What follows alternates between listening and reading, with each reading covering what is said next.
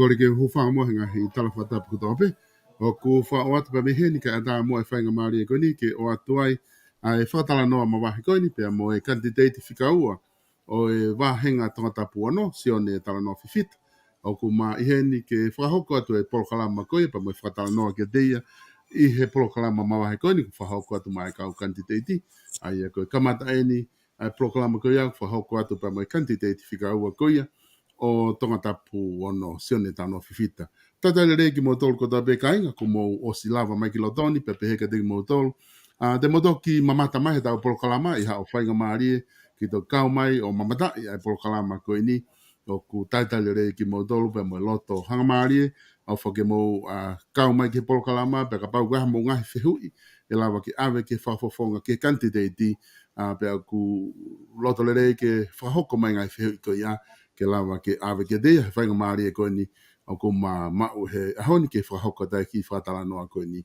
Ahoni whiko loto ke taitarei SIONE TALANOA FIFITA o kune i he laini ke kau whataha i POLOKALAMA koe ni SIONE malo ngau e pe me tongan pe malo monetari e whakawhia tu ke kau mai ki he whatalanoa koe ni koe ke lawe e pe whoki mau nofu ki mau doli molini koe ke mau fu ilo atu e mea whakaaho hoko i tongana tata fito ke taimi koe ni mo whahoko he mo campaigni koe whonga bente mau lava i loi koe e ngahi ngau e ko mo whai mga i campaigni ko mo whahoko kono whawhi ki mo dol ke mo kau mai ke ngai POLOKALAMA koe mau whahoko atu me morini ka lava ai kakai koe nau i morini ke nau mamata atu ki ai mo whaha whakatalanoa mo koe ki he kawenga koe o e campaigni ki whare area taitali rei koe SIONE whewhe hake ke mo ngau e ki ahoni.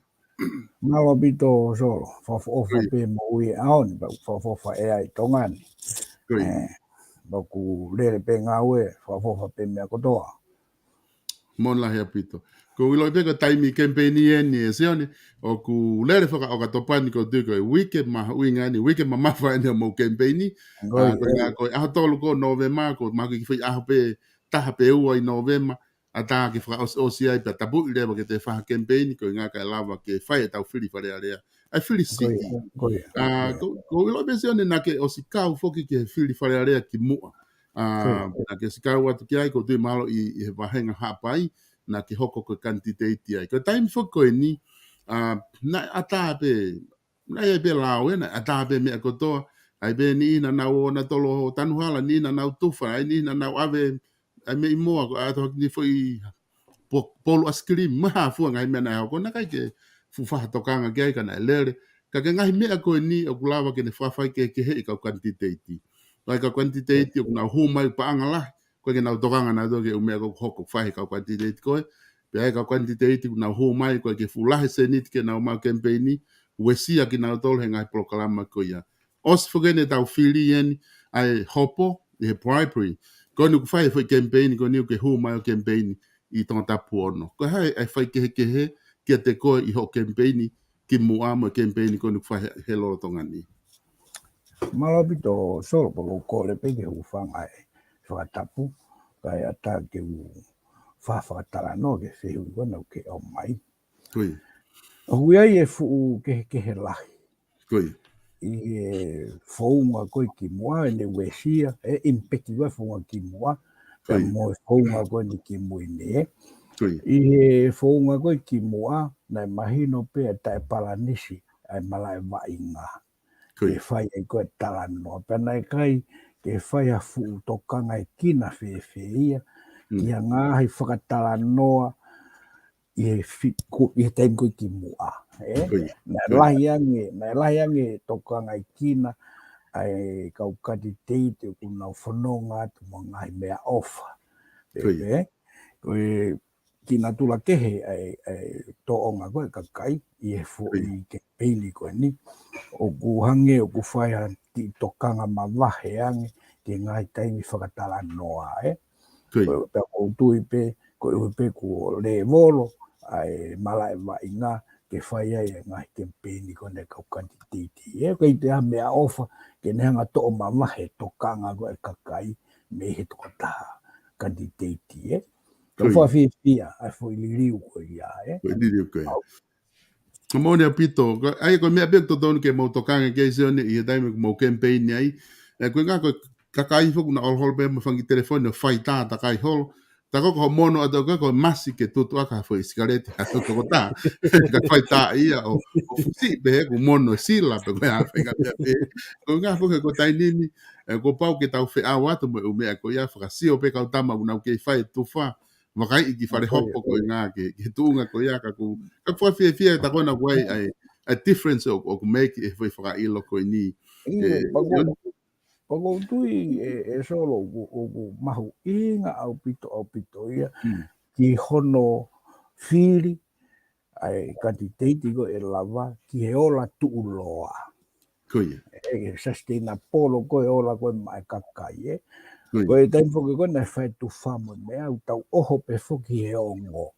O ngau tau ongo lahe lore a SIONE mo ha tau whiri ai o se ngago ki yo le rei ko e ma ko me ku whiri a SIONE ko ki le rei fono no pe ai au sai foi di liu ko ni ke no forever a to ta volta o fai hono whiri mono sivi i le rei ai kau KANITITEITI o peisi pe me ngai whamatala tau ke mo ilo una uma ko ngā lama reo ke ma o le rei pe tu loa le rei ko ai fonoa ko tu ko ni he taimi ko na hoko e ilo ko bribery na ke popo ke ngai ilo ko ni na ke whakakau ko me to tonu en ke fai be na ke pehe ko una no tala i ngai taimi ke mo pe mo fu whakaure ka apito ko fo i ko malohi ko me ke he me ko ni ko fe e tunga na ke iai na ku popo au pito ia ki ngai ilo kono mo ni na kai ke kawa ia ia whakai o ngā na kai ke au mai hawhahi ngā tuwha preparia ki au pe kai ke ia have information ia a aku na kutongi ilo pe au ai ngai prepari ko ni i taim na whakahoko e koe u whakailo ko uinga te whito ko ni ko o ko popo e au koe ki ai he koe konga pe ia o e whai hala corruption ai ko taha ia whakauhinga koe ki he corruption ka pau e aruhake ho o personal interest o maorunga ngia i he public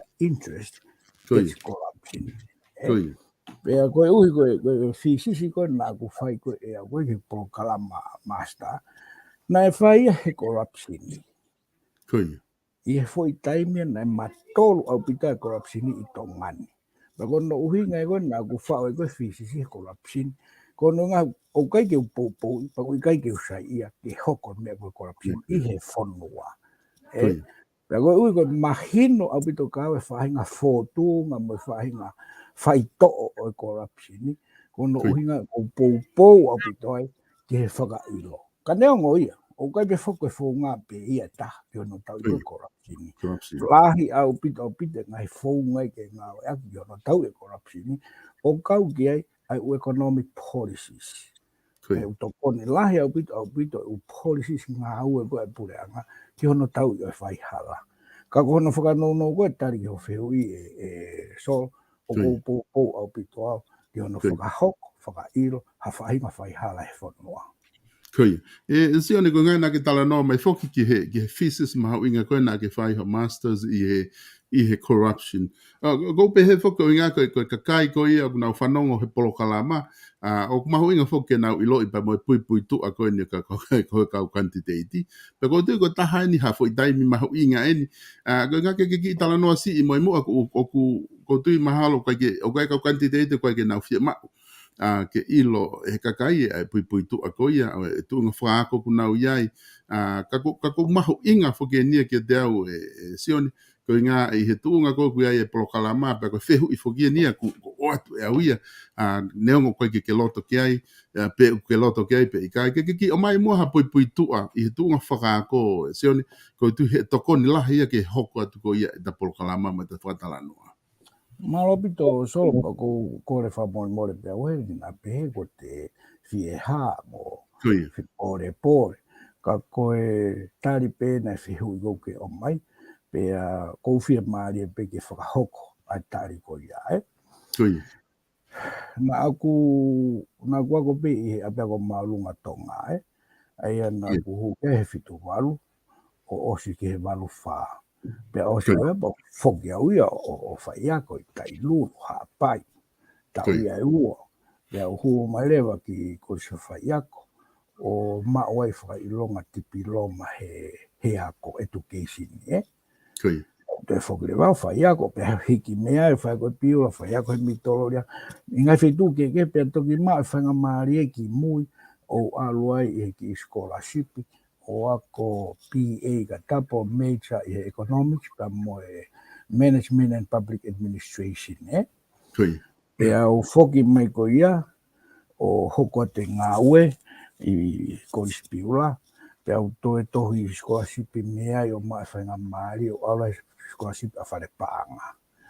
O whanonga toi ki Nusila ko e tau mua ki he master i he economica O ala toko ia o whatatau ke tūtūni koe ai University Victoria ko pau ke ua ki e nola uia ki he PCA Honours na whailewa ako ko ia o maue Bachelor of Commerce and Administration with Honours in Economics Pea koe teu ia koe ke hoko ke koe ke POLOKALAMA master Fe unga tonu ia mo lahe au pite corruption na whakahoko I tonga te taimi ko ia na whaupe ko nuru tawa Pea u talanoa rewa mo supervisor ke foi tō piki koe ke whai koe a whau FCC Pea ma sio rewa e sai au pito ko unga ko aho te whoki mai ai ki tonga ni na tokone ilo mo tau kei ko ia O maloto taha rewa ke ai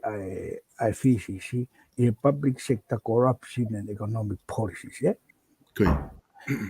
Na paurewa ke liliu ai POLOKALAMA o ikai ke I he master I he economics at atape ka master I he public policy in economics specialize ngahi tutu uni whaka economica koe ke whai kono tau I koni koe o whai hala ka koe unga whaka ko tau potu au te mau koe taimini Maho inga pito e sione ai pui tu ako ni ke o mai be go tui o kulava ke te sio lele yange ai kakai aku na whanau ngai polokalama ki he tuunga ko ke ai ka mea fo ke ua la lahi o whahoko I whale alea pe ulahi ngai mea ek whai ai ka ko ngā guai ngai te fito I mea e ua whai ai ko whaulao pe mai patseti pe go tu o ilo I beia he taha katoa ai mea e ua ko ia ke ita pe ku ai ho ilo whakalao ke alo o tokoni ke mea whakalao, pe ku ai ho ilo whaka ekonomika, ke alo tokoni ke mea koni whaka patsete ekonomika mo mea ko ia.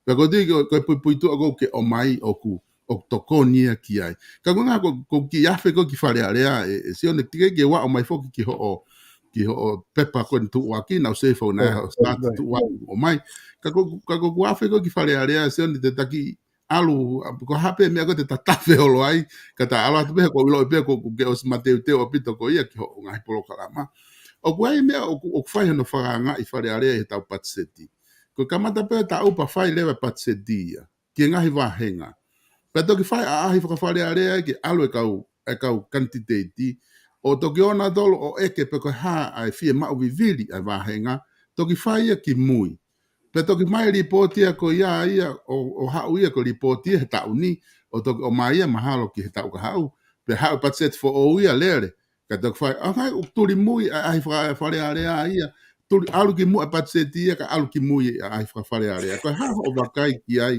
I he tawhakwa ekonomika e sione Ko mona o bita meu ke toka ke soro he koe ki bua koe ke whau koe patseti, ko pau ke hanga e he pureanga, tau pepe ko whare paanga, o asese a takai whaka ekonomika koe e whonua. O tatau pe a takai whaka ekonomika whakaloto whonua, pa mai a takai whaka ekonomika meitu a pureanga. Ko hono asese koe whi a takai ko ia, ke whakafuafua I meiai, koe hae lahi o e paanga e ala tānaki e pureanga, me he ngahi ngā ue whakaekonomika koe au hoko e whai atakai ko ia. Ka koe ne, o mai koe whai fōkāsi ko ia, o whotu uia he. Ka toki whai, o mai rewa whie mau koe e ngahi potu ngā ue. Wahe rewa e whai sirini koe ke ngahi potu ngā ue, ke seti mai nau whie mau, pa koe ne tō tonu taha, koe ne aloha ke whie mau patohe, koe awhunga taha ngā, koe siringi e. Alo foke tau mea da do o vai he siringi koe I he iwi whakapanga ko e ala tānaki mai koe me he atakai whakaekonomika e whonua. Kai koe ngai awe koe te mo awe koe ke he upotu ngā ue o kusi ke te consult he upotu ngā ue ia ai ngahi kolo. Koe ngahi he koe potu ngā ue ko te pe pureanga ko beneficiary koe kakai. Ka koe taimi koe nau whao mai koe nau tō koe nau ngahi whakafuafua ke nau ngahi whakamori ke tau whakapanga koe na hoko. O whakafuafua pe o peisi me nau complete plan pe an nau tolu na e te kei ke whahano consult ona o beneficiaries. Ai a koe taimi koe whai a koe I he ahi whawharea rea. Ka nai tonu ke o mai o whai ki mua ko ngā ke whao e fui. Ko hai whi ma koe beneficiaries o mai o whao ke ngai whi ma o whakapotu ngā ue. Ko ngā he kui ai pe responsibility whakapotu ngā ue mono whatongia ki he beneficiary po ke kakai koe e whonua. Ai o to tonu ke toi ki I restructuring ai whounga koe niko whao ni koe niko patseti Ai o toi tānaki piki ai e taimi hala e fwoi mea koe ia mo toi taimi hala koe ni koe ai me koe report whakapotu ngā ue. Whakapotu ngā ue, koe. He koe report whakapotu ngā ue o tonu ke peisi me ai wahe koe paanga patseti ki he potu ngā koe I he tau whakapaanga hoko mai. Kau lagi paase patseti ia toki hu mai report whakapotu ngā ue ia. Kau koe mengu mahuinga koe taimi koe whakapotu patseti. Ke tau iloi pena e value e fo paanga koe na oanga ki he potu ngā takitaha. Koe hae nau ngahi indicator ke fua ke nau performance. Na achieve ngahi targeti koe apikai. Ka pare na ke achieve. Ue oanga patseti ki ai. He kumore no ai e paanga ai hono ave. Whai ngā ue koe ke mau targeti. Tō newa ke eke whai area. Wai, wai mea na ke mau targeti. Ko whe tōnu no. Tōnu no whakasirini. sai to ate senti porque tono no whakakepesiti ka ngawe ave ka ngawe o ago ke aroha ke pe ago ufe hui na ton ke whakahoko ia he talanoa i go pachiti patau dok whakapas au whake te rearrange a sequence ko hoko ko ngawe ka worthwhile but mau inga maria kono talanoa i go pachiti solo Mon lai abito SIONE pero ai o hang fo ke kakai e fonua ko patsedi ko me be e pure anga mo na ngahi potunga u o hang ko ke kawa e ngai wa henga ai mo kakai ka kona ke os formatala mai me ko na to tonu ke fora hoko ko he tau patsedi to fita hang ko ripoti ko tau ni e fiha ko mo no fale area time go ripoti mai ngahi fitu potunga u e fale area o tu hake minister ko po ko me au pula mai ko ripoti ni he ma ai ko tau ko osi ko osi tau ko osi Mengo Maria so dai mo ko foi go ni ko ai pala ni fa poto ngawe ka e ke le na to ko hai e tau beneficiaries ko ta ko kakai e fonua ko tai mo fa go na patiti na o mai hare o tau beneficiaries kata fo mo i kai ko vere vai beneficiaries fa ga ngawe o tau teke abita me ko good governance pulele pero ko ngai elementi mahuinga pulele a me ko participation ai kau mai pero patseti ko foi me ngawe whakapaanga ia ke mana vai ka kai fonua me a ua ko siulai ke a tau noa o sune tau whakapaanga noko ko me ne ko na mana vai na to ke na kau na to ring hono fau o ku fau pe ka kai ke i foi whakaape ke o mai ka kai go na ngau ki ai ke whakakau he palan go fau ko SIONE ko tu fu ko ni wa ki fe hui o e ke mai ta ko ni ka ka mo ka economica ka ko fe hui ni na loto ke lo atu ke mu ai ka pau te ke lava ki fare area ko ha le wa ho ngau te ke fai ke lava o ai ke unu mai ho si ki mu ho fanga fata po ka ale sari te ki mu i me ko ni ku fai ke fa tala e malava fai ha we me ko ia ke pe ko tu pe na ia o si ai fo noa pe le pe he pe ke ngata o malava ia solo ke riliu ai go pau ke riliu e lao ko no nga lao ko lao ko ni ko ki he Public Finance Management Act o go asi pe e me ke o mai e minister pa anga ki fare area os puaki mai pia tonu rewa ke whakakato fui lao ko ia ke toi tāna ki a te ngahi mea o tonu ke o mai pate ke sio he report pat se tika nusila la he utoki o meni o mai whakataha mo estimate ki whare area o tongan fui estimate petaha ai o mau inga o pito ke o mai estimate o mai ba mo corporate planning ko nigo e ngahi potu ngawe o mai mo ai whawhare area na whai ki mua tāna ki mai ki ai ke asia i ko he view ko beneficiary ai ko whi mea ua ki whakakakato lao ke hanga he lao o tu nia a minister panga ki he mea ke whakakau mo o mai i he patsiti mo lai SIONE ko ni tu ko ia i he mea ko he patsiti ke osbeni ta afe me he patsiti o kai fo ke anga maheni o kai ke hanga he whare area ko na ha o kai tau ho ko pure anga o mai na patset ke tau ko ia mo tau ho ko mai o kai ke te o mai na dol ha mea ke justify ai foi patset ko ni ko tau ko hiri ke behe na ave me ko ke potunga we ko pe na tono no pe na o pe na nga we a ke achieve a call ko na uhinga no fai patset o kai ke fatonga ia o fai me ko ai whare area ko ha no uhinga ho makai ki kono uinga pe na ko nga fo ke tu nia e lao ke o mai io pe ko ta o ye to no we potunga ko pura nga ko ya potunga we tongan e ia ha ane monitoring and evaluation division ko foi division ni ma uinga ia ko na tole no set result metrics ke performance foi division ko na tole te no tanga fua performance pe na ia usia a targeti pe ikai Ko te mo fa ko annual report I whakapotunga au. Tonu ke hau e report me M&E division. Ia nau report mai, ko whee foi performance na whee mau, ko whee mea na usia, hai mena ke usia ai, ko hai ngau to tonu ke whai ka usia ai. Tonu ke o mai ia, I te mu o mai ko ni ko pati tiki whare area. Pa tau si o le whai le wai whehui ko nau lau ke kane nai. O ku ke UF ke oange ua miliona ke potonga au e koe ni, pe to tonu ke tu usi hifo. O ngahi koe ke nau perform nau to. Pe, o tonu ke tau sio ke upgrade na performance how te tau ako e kau ngā ue pe ko tau te abhasirin pe ko tau fotu reform me fo poto ngā ue ko ia ai ko ufe hui kato ko tonu ke whai kato e whare alea I te mo o mai ko pachiti ka ko tui ko aku ko tonu no uia e ui kai ke tu uni he lao ai mea ke whakakakato mai kai ke ngatai o te kai ke o ke fo o whakakaukau ia ko e monitoring and evaluation I tō ngani. O ulahi au bito hano tō o maa pau I longa he utu uaki. Te mo whai ko uaki ngā ue ki ha M&E officer o aluhifo ki lalo. O le ruolo ia I lalo.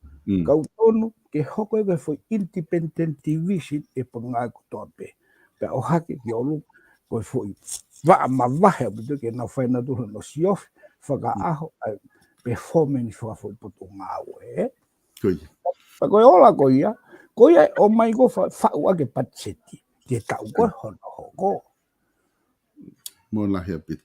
E sione ko ngā koe, o lahi apita mo ngahi isiu ke hange koe tō lalo e paanga koe ngahi isiu kon whai talanoa he whilau ake hole tanu hala. Mai hafua ngahi mea koe ia. Kai tupe mua ke ta foki ki ho o sāti koe ni ho tuuaki koe ni ho campaigni. Pea ko kore peka koe pea pehe ke kau mamata, ke kau whanau koe POLOKALAMA. Koe hape me te talawa o talanoa ki ai I he ahoni. He whai hoa koe na tau e tā. I ahoni, te tangata pe ai, ka tau te whenga atu pe koe ngā koe whainga maari hui ka hau. Pe koe wiki hoko mai, ke ta te hoko atu ai. Ai ko ngā koe o te tafu lere katoa. Ai o mea, o lawe pe ki ai, ka lawa ke ki talanoa pe mo mahu inga maari ke ngā ke lava e ho tau kainga whanongo, mui pe I he POLOKALAMA konu ta whai.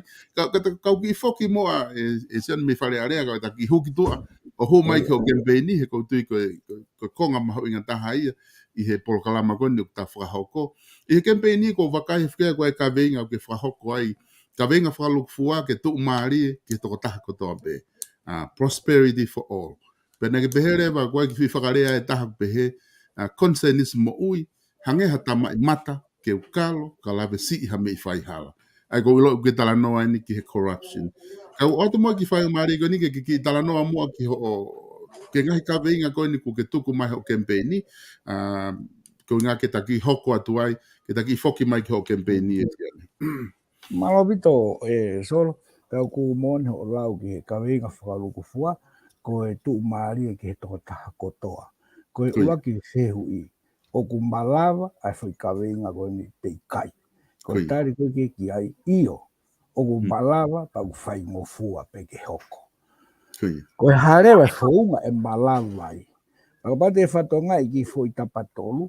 O ku ai go pehe ko foi pouturi kia e tolu te nau teke foi ka veinga whakalufua ke hoko. Ai a koe ua ki, o pau ke whakarere ai ngai tuutuni whe whakatau aki. O no wa, o pau ke whakarere ngai tuutuni ki he whakalakalaka. Ta hono tolu, ke whakarere ngai tuutuni ki ngahi mea whakapaanga. O pau rewa ke nau whekau aki, ka nau hanga rewa te kei, ai prosperity for all ki o lunga. Ko se koe taha, hana e uhinga, me koe hae whakarea ki prosperity for all. O kai ke uhinga ia e solo ke pe e lahi tau paanga. Pe ko tufa paanga e pureanga, ke te lahi e tau sirini o tau awhini ma. O kai koe whunga pe ia. Ka oku malawa ke tau tuu maari e ange, o ka pau e toe lahi ange, ho tau iwi whakatau. E tau pitching power. O ngā te mo mālo he koe tau pitching power, o ulawa lewa ke toe lahi ange me o tau consume. Pea toe lahi ange mo me o ulawa put aside for saving. Koe lange koe tau consumption mo tau saving, tau tuu maari he mo meni ki ko ia. Sai. Ai ane mo pagi tau sio ke ngai polisi ko fe a fahinga tutu nga au te hanga hiki ki o lunga tau fili whakatau. Tau whakatata again. Ko e tutu ni nga au ia ke fe whakatau aki ano nga au i koe city consumption tax. Pe ko tonga ni ko fo i rate pe ta nga pe tonga ne 5 rate pe se te tahani ma. O tatau pe me he mau pa angataha ki he masiwa taha. Sai, fe rewa si iwi whakatau o masiwa. O ku lari whakataha pe, a iwi whakatau masiwa mo tū maari. Fe ke tau whau hawhainga tū un, e lawa ke whakawhai ke he ia ki nau o whakatau ki o na iwi whakapaanga mo na iwi whakatau. Sai, fe ke tau hanga whukotu, a fe tutun fe whakatau ki ngā ke multiple rate ke tau city. Pese te tahani mai tu maari e ia. Kai ai u kolo ako ku kai mea e masiwa ke pese kia valu. E tuhare waia mo iwi whakatau e masiwa. E toi lahi ange mea kai tene lalo kai. Toi lahi ange a new sense mea kai koe o ne kai mea. Te toi ne ki se e saving. E ku horo lewa tuku hau hiri whake tuki ai. Lahi ange hono iwi whakatau. E pehe masiwa, kua uto e tu maari e ange. Nai hiki ne siri ni i kai. Koe hono iwi whakatau nai hiki, koe tau mea ngā ke tuku hau. Ke hono we i holo, ke whau sia whi tau mua ko ia. Koe ki whatatai ke trade policy. Wapaureo te tau whatata ki he development policies. O mau ina ke a ko i tangata mo se fine tonga ko topi. Ke hiki ene capacity ki o lunga. Ka lawa ke mau hane ngā ue ule leiange. Lawa ke te lahanga no whainga maari e ku mau. Koe ngā koe whakalaka koe i ene capacity. Aia koe u development policies o kuhinga ia whainga tutun ngā ue ke tau whai ke increase ke capacity. Whakafo i tui, human capital, mo i capacity whakafo nua whakaluku fua. Ange koe ni kono langa infrastructure, o mai u facilities ke tangata ngoe ke ne process. Ka atoi u mea ki hono teke ki olunga ne capacity, koe u development policies ia, Koe financial policies, ka pau si no hatangata whaama. Tau pehena, tau ospa, tau hanga wa koe, motua wake tau tai, pa koe motua wake whaama. Pau fie mau hano ki waka, kau keke ne mai financial resources ki waka. Ko paule ke tau sio ke tuku hifo interest rate, ka lava, ke mau hane no pe, ko tau tutun hengai pange. Ayo holo ki hifo mo fie mau ke malui, kolo malui o no, ka mua convenient yange, ki he toko taha masiwa ke mau hane no. Ayo ufatata mama apeno ko atu, so ke tau sio ke mau inga ko ngai tutuni ko ia. Ka ko ne mau ko ia. Lah yange whainga maari ngāwe ke toko taha ko tope, lahi whainga maari ko tope, kai ki te lau tenta. Tau maa lewa tenta i kualati, pia lahi leo a i whakatau o toko taha ko tope. Na i whatu whasiri nia. E kau tau whai ngāwe ke whakalahi a ke iwi, o tangata mo he whine tonga. Pete tau pehe leo, tau te tū maari e angi.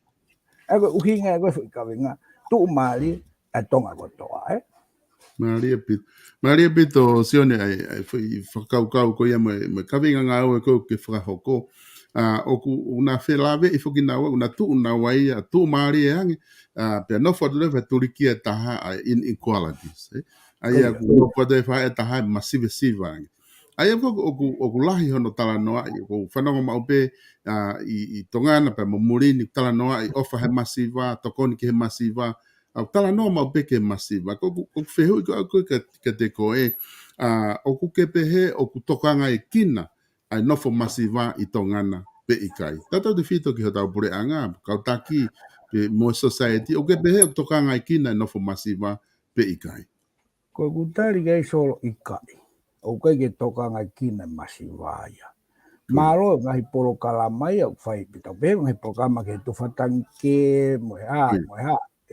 Kau ikai ke toka ngai kina makehe ai masiwaya. O ku mau tangke tatau pe tu mari pe mo masiwa. Tai ngone ai ko totong pangatiau ko ke totong whakamama e uhila. Na mau tatau pe pangatiau tu mari pea moe masiwa. Koi. Ngahi no gono au ke pange whakalakalaka. O ku whi malu I tatau pe, a tō maarie, pea moe masiwa. Ai lewa neongo tau pehe ku teke tokua, a inclusive growth. Ko ngā ko toka ngai kina masiwa. Reality, o ku whakawhai ke hei pe. Kai o ku exclude masiwa me ngai tūtūni ngā. Ka pau tau toka ngai kina masiwa. Pe tau ai hatu tūuni, o ku fokasi pe ihe hono whakakake mo ui a masiwa. Ko hawi ngā mea tau ai tūtūni ta tau ai ke he masiwa, pa mo tū maari. O se ngau naiwi ke heke. Kai ke ngatai solo. Nai oha ke he whare ala he PMA. Ai ki peseti maularo o bitu ke masiwa. O si ripoti mai, I sabe ko household income expenditure survey a statistika. Nai te ai mai na ki sabe na whai waf tahawalu. Pesete ua fitu e whonua. O ku he masiwa. Pesete rewa tahawa, o ki he tu lawea ngofua, I he koloa, whie mau ke nofaka api, ke lawa nofaka api, mo feo he whaka sosiale. Pesete ua pe ofi ki ai, koe kautu lawea ngofua whaka paanga. Ai aku koe ke mau paanga tolua he aho ke whaia hono whawhanga kai pompong, kai hata, kai e fiafi. Kai ika, kai miti. Sai, koe kai ke mau e ngofu paanga me koloa, pa awere wako whakakau he kurupu koe masiwa. Pesete ua fitu. Kau ia he kokolahi au pito. Ne, aia oku lau mano ia. Lau mano tō lai wau tau taha kilo foki. Sai, oku mahino rewa mei ai fu tokolahi koe masiwa. Tai ngungu tau o mai koe fui tokolahi koe ia. O whakahoa ki he kakai koe tau koe tō maari. Pesete pe tolu ono. Kau tai mo te tau kana ke koe masiwa, tu lawea ngofua whakakoloa, tu lawea ngā whakapanga, pesete au nongo fulu tupu. Toi peki pesete tolu ono koe koe ki ka ni ihi au pehe whainga maari. Ma nau panga whiunga, owa panga tolua ke whawhanga ki nau tolu, owa e koloa koe mahu inga ke nofu whakasosiale, ma nofu api nau mau ia e nau tolu. Ki pesete tolu ono. Ono nongo fulu tupu koe, masiwa mo tu lawea ngofua. Te tau pehere, o toka ngai ki na nai masiwa, I kai. Kono tari mo oni kei, o I kai ke toka ngai ki na masiwa. Sai, tai mo tau whakahoa I ke ngai policies kono e nau whakalawa tare nai. O ku whe paki. Au kuhangarewa he ngai policy, o whakamo oni I mai, ai kai koe ke toka ngai ki na, ai toko lah pesete ono ngofuru tupu e kakai koto ngani. O ku masiwa, pe tu lawea ngofua. Whakapanga whako. Ako tari mahino bea koe I o whiwi so. O I kai ke toka ngai kina. O mai a ngahi ngā ue tufa ke whakakuiha ke mata kakai ke peu toka ngai kina masiwa I kai. Ko hoi tefto I uho mo oni. Hara, koe ke whahan toka ngai kina whiunga. Ke lawa ke teke hatea ke kakai ki olunga. Matui koe, tahe ka wenga pureanga. Ke taulanga hatonga whakalakalaka o I kai ri e kina hataha. Kako tai mou o mai koe o polisi, o ku whai hono ri e kina kakai, e ngai tapa ke heke. Maria bito, sione pe mahino pite whamatala ko o mai. Aia, o kuai whuke ni I sione o kunau kei, tau ka vei be na dori o koe, ia masiva I e tonga. Tamai na tau, ngai whanua mori, ko o si alo e kau homeless, una alo ke vei hala, koe kia hamea behe hoko I tonga.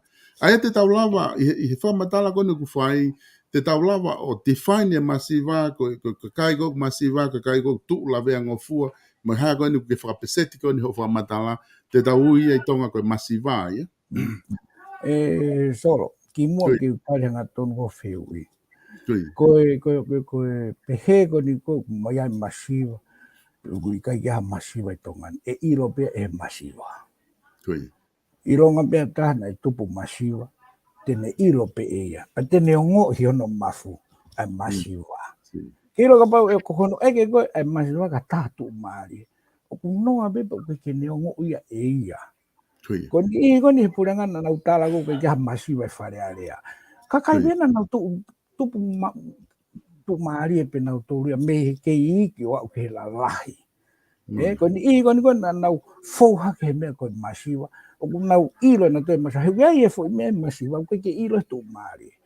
Ai mea koe tangi loto whaka aho.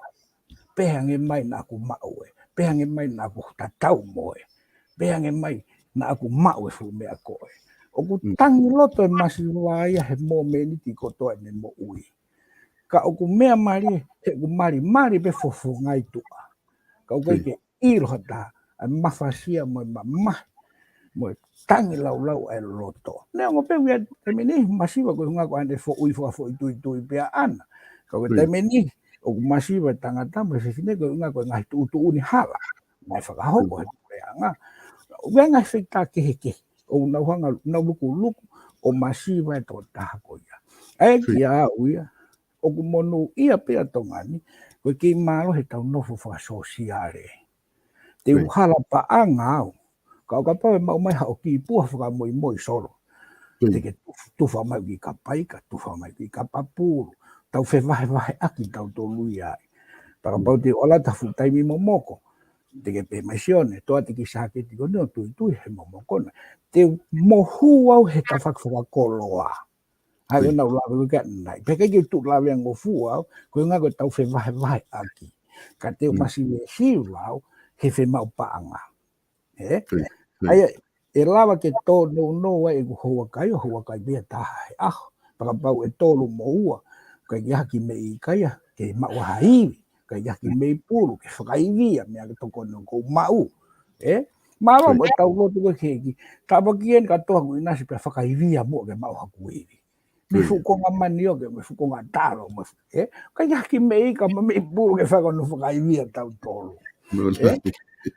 Kaya kako kutari ako kiai so o kuiai e masiva i tongan ka e ilo pe e masiva ai masiva e o ngoi pe e masiva ai masiva kako whakamo one ni koe kiai tau ngai whio hianga whakakolo o kuiai ngai whianga kuiai i familia e ua tōru whanima kai peke nau si asi mai nau tō ya tau whainga whio hianga whakakolo katara tau ngai pola o tau luku he ka peke nau si asi mai nau to he ka ya mea ke whai ma ke luku ka pau e wha tau kātoanga mari mo mea asi mai ngai fo si tapaki ngai fo stela keke ya peke whamira ke mau si avala whi unga ia ke haua ki ke whio ianga so ko ngai whaka uhinga ia ke masi ku hai sia e nau whiohi ko inga ko i ke mau hakoloa whi unga ke kau mai ke whiohi Mula habito SIONE ko tu ko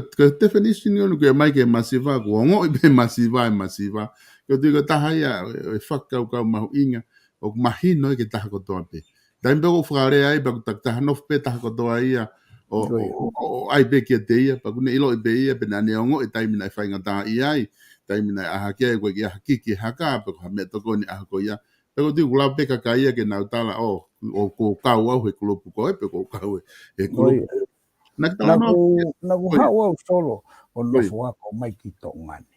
Nagu tupa ke peo hea pai. Ka nagu hau ngo taimena ki talau se mutu e kua tō ngahai. Nai au e ke tu unga o kai i tō se tonge fui talau se ta uka kato. Koe taimeni na e tō pesen tōlo lue he hala. Lue me haweru ki a piako he hala. Kai ke toi tui sino na motu kai ke toi mau hasen toki tui peki apiako lai vai kia na ai ta na ku haalo fu lai to fu o tui age he whakareta ko talau sese kai ga se ni ku me kareta kana o ke fia na ku ke mata mari pe kai puri me tola ai mafasia ko na no foi loto ya pa no hinga na pe o ku iro pe he masiva ya ai masiva na ku tupu hake au wai ka ko ilo e au ai whahinga ongo mo whahinga tang o nofo roto he masiva pa wana pe mata haia o kege lahi pe ya masiva i tongan kasi fefe ka o penipeni me ni uto maari na uto fefe si a familio nofo umi noa pe ai te wala ke ya misin ke fa ke fo puke pe ni monia fo he momoko mo te tau ina to tu mari i kai tau sio ke loloto angi ke loto tangata mo fe fine o ku tangi whakaaho tangi he po ko uga masiwa kai ke uhinga pe ko atu ya e so ke mahino o Wata definition ko nga ko mo uia na ko mo uia na ko tupu haki. Koi. Hange funksioni ko talanoa to ane nai. Define ni foke masiva he time la define ni he paanga me matai fika. Ko wa o kamu ke fiha. Ko foi definition kon ke mai ko he ahoni wo ngo ibe masiva. O ko ke te define foka fika ya define be me na te tau ke i te tupu hake po ha me na te tupu hake ai i te tau ke ko ya pa ko mahu inga bito ai fa talanoa pe mari. Sioni ko tu ko na ke talanoa fo ane nai ki he na ai tokoni na fa bre anga hange ko he time ko na to ai ko ai hake ko pe au kula pe mo puna ko ai fina tokoni panga te au ki he kakai ki household ko to pe ai na pe te au household ko to pe ke me ai before ki sion ko time ko tahani ha me mahu inga i ha fonua time ko distribute ai koloa fonua pe wanga fe hono distribute e koloa pe ko me for economic o fonua ko ia ko me mahu inga ia i ha fonua pe mamani ai au le vai faka ka wai faka tau fa o hinga foki o fa be ni ia ko foi le tatau pe ai tufa tatau pe ko tufa tau pe ko vahe tatau pe ko vahe tau o ka o ki ho si o ko ni ke tufa ko na fa tola te au o i fe me a fe ia tufa tau pe ko tufa tatau i hono fa Halalo. Gue he vai tau. We vai tau. Tatau be Tai. Ye vai tau. Koia. Te tau e ke rewa tau tō. Me ani o ku whiunga mo tau ke tau whakaina sta tau e tō maari mo masiwa. Pe te tau toko ni lahiangi ki he masiwa. Sai te tau o mai rewa ai moto koe o puranga. Sai koe moto puranga tau langa hatonga whakalakalaka. O ku ikai li aki ai hata. Uhinga koia. O ai ke wā mamao e tō maari mo masiwa. Tau whenga ke horoki a inequality, a tatau. Ko parewa ke kia utu ni ko tope, ki hono horoke foi wā mamao ko ia. Pa parewa ke hatu utu ni au, ne hanga e toi, whakawhara hi e foi wā mamao ko e tō maare mo masiwa, pau ta e tau rewa. E foi utu ni ko ia. Sai ko tau tāna man ke wahe tatau. O kai ke uhinga ia, ke pehe, e wahe tatau. Panganima. O ika ko hinga vai tatau. O hinga vai tatau. Ki hono horoki koe, a kehe koe, a fuwa mamao koe. Ko nga he ke tau mata turi a equality I mamani. Ko he wani be talamai vai tatau pe tamana hau ke ngoi anga pompong me tamana tu hau e fina vai tatau pe. Ko he wani ia. Ko mamani te tau ki vai ke pe. Ka o ku whaenga o ke horoki ai fuwa mamao ko ia. Sai, tau e rewa whitutun koe ke uhila. Na e toko ni ia ki ono horoke wā mamao e tū maare me masiwa. I kai. Mawai, na i kai ke wahe tatau. E kono parpare mai. O ku hanga e he wahe tatau. Pe konti pe o ku luku ia ke he mea koe poto tāngia.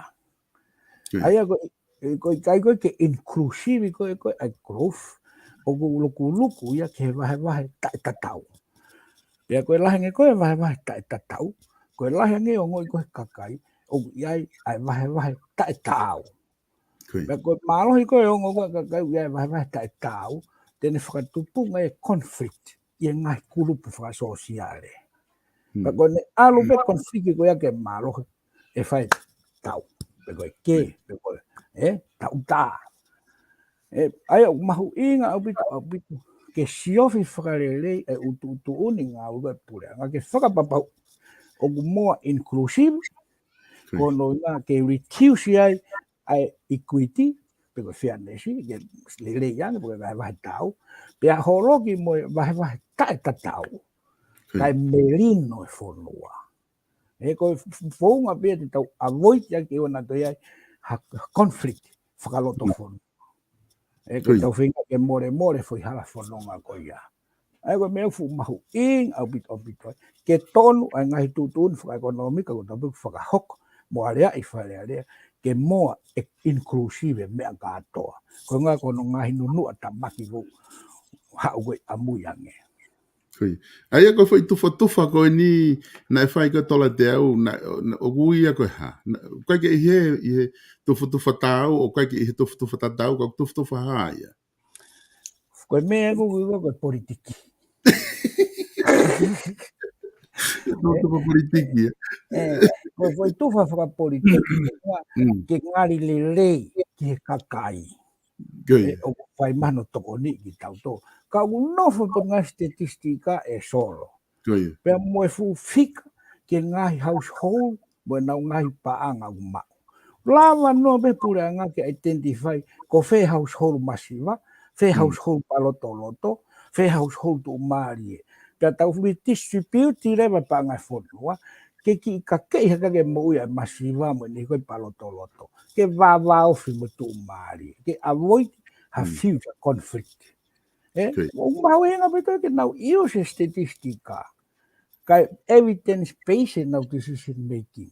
Pea si lewa hono ngau ege me koe politiki. He whai tu ni. Politiki uri. O ngau ki ai. SIONE nagu ilo be awi he kamata. He kai ki talawa tau ai o lawa i siu ko ia hoko. Ka ko ilo sai ia ke ngai POLOKALAMA ka hoko mai na ku talanoa he ia tanu hala ka ko wagai ke taimi to beta minute tong. Ka tu ko ki whakau ko ni ke ta wha osi ak. Ko i murini foku ke lawe i pe i tunga wha politikare ne mo koe ka pāte tongana. O ku ai foke tau left wing mo tau right wing pea moloko maari he. Ai foko ka ta whakahe mai murini o kuna hohaana o tolu ke taimi koko ku disadvantage e ka kai masiva, unjustified, unequality. Ange ka himea kona ke tala mai, u nofu na dole wha i hema. Nofu re wha i mata u ia sapote anga whotutu ngai tu whaholo ma tu ngai whanua ko ia. Ko whe i ho te teo kani huki whare area o kuke i he laine whe. O kuke left wing, pe kuke right wing, pe kuke i loto maari. Ko nofu i loto maari. Loto maari, oh. E kono uhinga pe soro mahu inga pito. Ke ua na te pōpura ki a whahinga tui, e la vai ke te he mai ke corruption. Tui. Mau inga bito mea ko tu tau a tāina. Tui. Koe papare marahia ko tonga ni ke whuki whakalao, whakapāti. Tui. Kono ngā ke iai ha pāte pureanga pe o si whakalao pe a pāti koe e taha ke opposition. Koe whuki ke natula pehe whare area ko tongani. Pea koe mena koku hoko, kuna uore wa whau pāti tae whakalao i loto whare area. Pea une hanga rewa ia tō a wahe, o ma wahe reo ke whai mea koe whengao ki whakataha. Pea te whatonga koe o whare area mori, neongo ke opposition party. Pea iai pa mo party koe ni koe right arm. O ke i lawa pia whai area mo mea, kau na wiku pena to o ngāwe whakataha ke mea ki la ngai whanua ki moa. O koe ke nā tūla pehe whare area wana tongani, ma whainga whau whakapāti wa tongani. Koe uhi, koe te kei koe ke whakalao. Ka ko mahu inga o bita te tūtau taina ata. Ko nunga, he lawa ke corruption e ta whakoe. Lawa ke corruption e ta whakoe.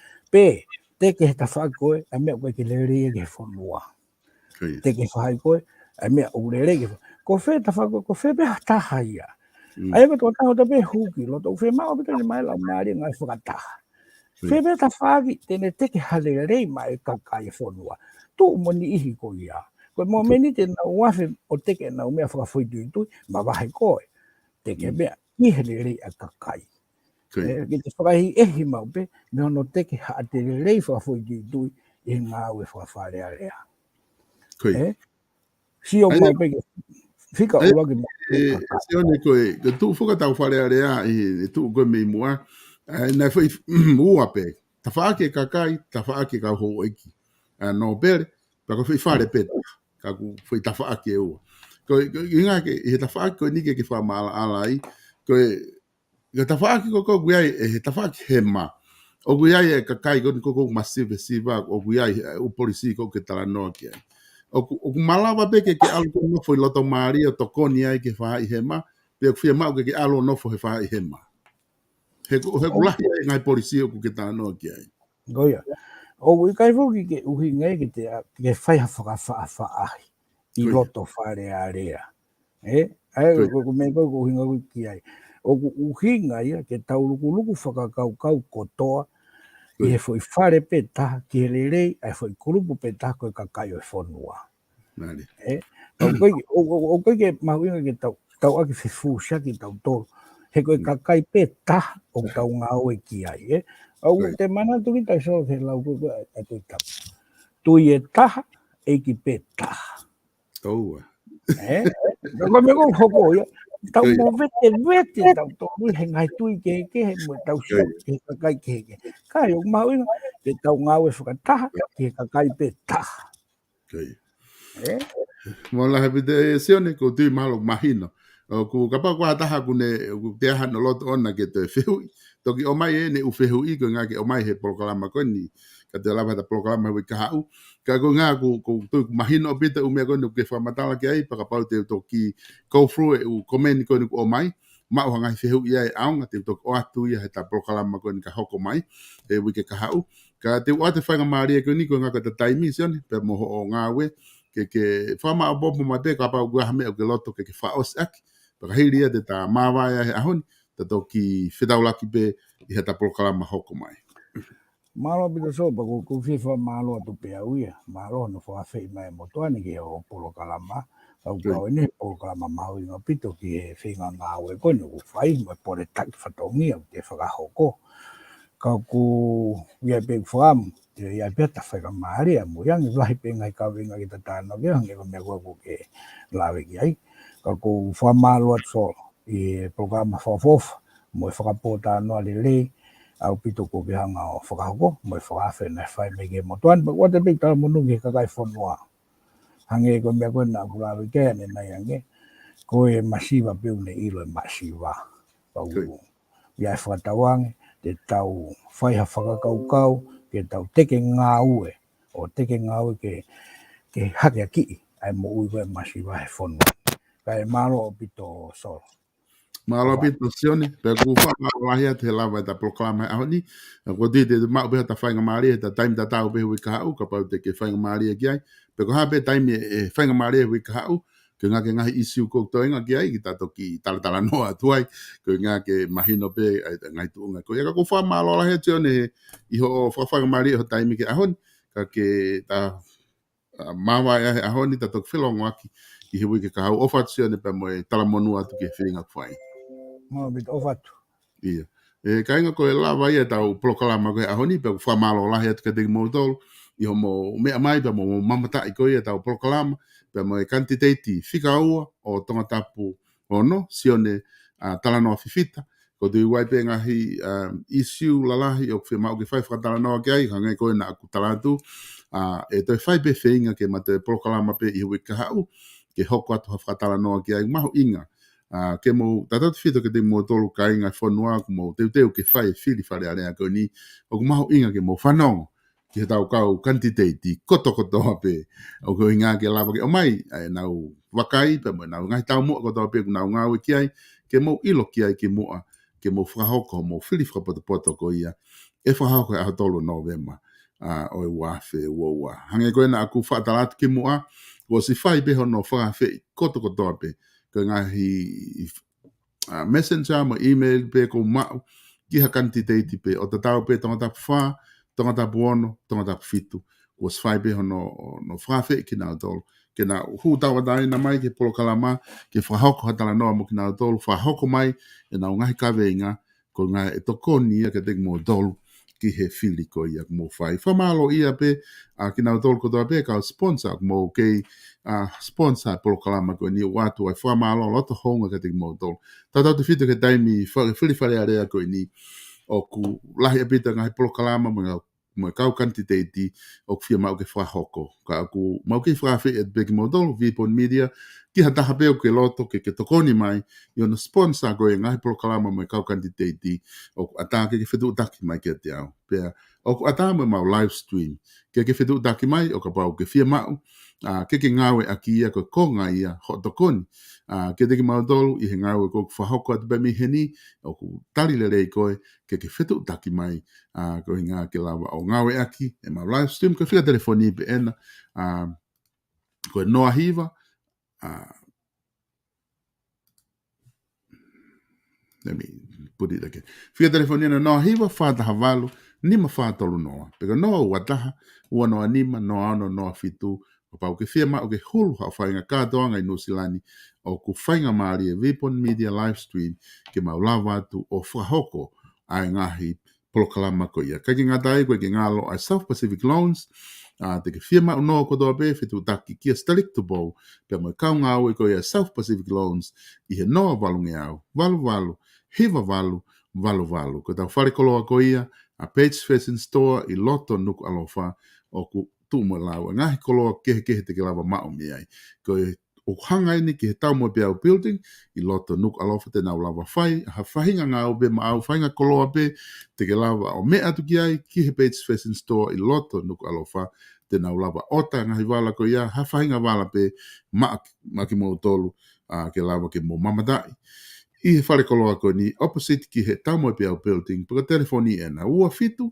tolu ni maono peko valu ono nima tolu ono. Ua fitu tolu ni maono peko valu ono nima tolu ono. Kaki ngā tai whamalo ki he polokalama ko ia whawhangu SIONE ko taha e ne tau ka main sponsor o kuna sponsor ngai polokalama me Vipon Media ko whawhangu SIONE whamalo lahi ki whaifkau sales waka pe mo polokalama ko ia ai whawhangu SIONE i ono sponsor ko ia tau ngahi polokalama ke whahoko atu pe mi he Vipon Media. Ko tau wharekai ko seafood, ke whaos aki ko Heaven's Kitchens, te ke lawa o whitu take te ki nau tolu, i ha o whia mao, mea kai tahi, a seafood, ke nau set up, te nau wat pe ka whitu upe Nusilani, o ke whia mao ke nau set up o mea kai ko ni ifo, ko ifo te nau mea kai, whitu taha F, i he Portage Road, i loto Otahuhu, pe ko telefoni noa ua, taha ua whitu, walu ono, hiva ono. Pea ki mo dolu ko ia i Amerika lahi, ku mo o mai ho mo ngahi tokoni ke sponsor, au ku neongo koe ke moloto ke o ato mo ngahi ngo aka ko whamalo atu ke tingi mo dolu kotoa pe i hano kei tokonia ko ia, e tau ngahi polokalama pe mi he Vipon Media. Ko ngata e tau polokalama ki ahoni, ofa atu ke tingi mo dolu kotoa pe, ku mo lava mai o mamata e tau polokalama, ka mo mea, tau toki whila o ngā ki a pongpongi, ka tau polokalama a pongpongi, o ku whai whatana no ai, polokalama whawhango SIONE i a taimi hoko e taha pe mo e polokalama i hoko ko e taha pongpongi e whai e whakatalanoa pe mo e kantiteiti pe me tongata puwha ko Island Pool ko ne tali mai e whawhe ke lava mai ke tau talanoa pe me tongata puwha pe whai whakatalanoa ki ai i he hoko ko ia e taha pongpongi a pongpongi pe to hoko atu rewa whawhango SIONE i he taimi hoko ko ia e taha mo mea, tau toki whilongo aki.